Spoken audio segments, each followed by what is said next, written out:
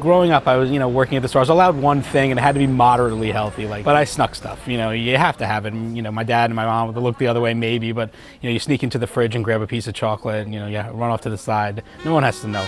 But you have to try everything to recommend it, right?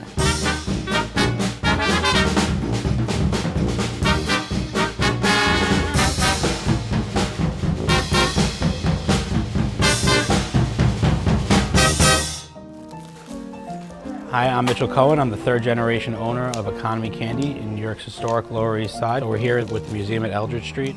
So Economy Candy has been around since 1937. Believe it or not, we started as a shoe and hat repair shop that just had a push cart outside that sold candy. But in the 30s, the Depression came and people didn't have money for that anymore, but they did have money for a little piece of candy to make them happy, and the family transitioned into Economy Candy.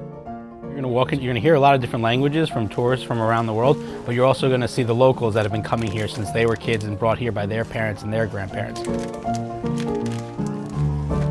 My grandfather and his brother-in-law returned from World War II. They joined the business, ran it together. The whole family worked there. Every aunt, uncle, niece, nephew, brother, cousin. Everyone worked at Economy Candy. And, we became a place that people like to come to from all over the world. The neighborhood has changed and we've evolved with it.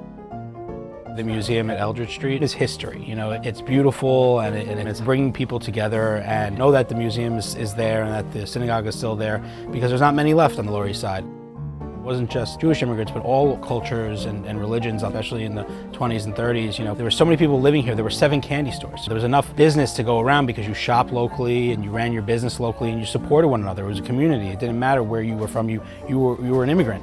That bound everyone together. We have all different areas in our store. In the back we have this whole bicolor area, which generated out of people wanting to do bar mitzvahs and weddings and any kind of party, but they all wanted it in one color. It's just evolving with what's going on in the neighborhood and what people want.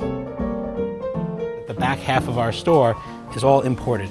Things from Europe, things from Asia. There's different varieties and different flavors that are popular there. People want to try them because they're so different. You have over here, all the handmade delicious chocolate people come down for, chocolate covered pretzels, graham crackers, turtles, the really good stuff. That's the stuff I would sneak. The community of the Lower East Side is how we're around still, because we have people coming in who were brought by their grandparents. So we have multi-generations of families coming in and people coming in every day being like, I have to bring you here, this is my kid's first time here, but it's my 1,000th, and we really have to keep that lineage going. You have the penny candy, the old, this is what was, things that have been around for over 100 years, Mary Jane's, Tootsie Rolls. That's why these businesses are still around, because people are passing it along to the next generation, that this was my grandmother's favorite. This is what my grandmother had in her candy dish, right? They're still around, the strawberry hard candies. My family grew up on the Lower East Side, and we moved out from here, moved out from there, but we have our roots on the Lower East Side, just like many of the other families that are here.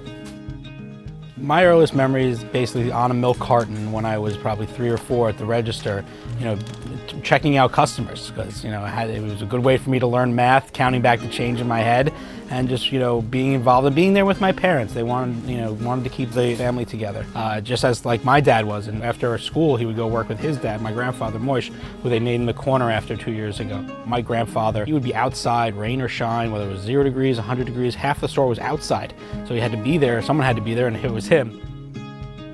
We are a family-owned and operated business. You come in the door, you're going to see me, you're going to see my wife. On the weekends, you may see our daughter. It's really a family business in the truest sense of the form.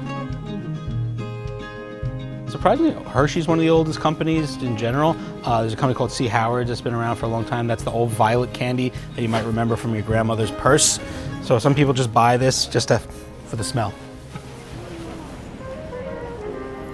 Economy Candy contributes to the festival because we want everyone to know the festival and the museum. It brings people together. Everything is sweet, and then when you throw in some egg rolls and milkshakes, you can't go wrong.